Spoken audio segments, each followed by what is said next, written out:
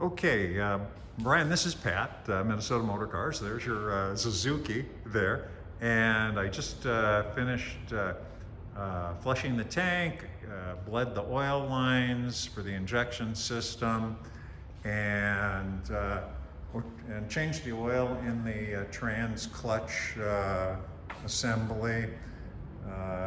Wasn't sure exactly what was in there, so I put the right stuff in.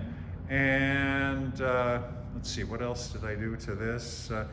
I generally just tightened everything up. I pulled the plug, looks like a brand new plug.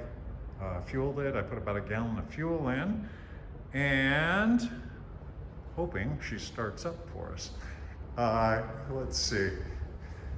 I am going to set this on a tripod here. That's my bike starter, which is the old guy knee saver. So I'm going to put that right there. I think that's going to line up nicely. When we finish this, I'll upload this to YouTube and send you a link to it so you can take a look at it. Here we go. And it's Tuesday afternoon.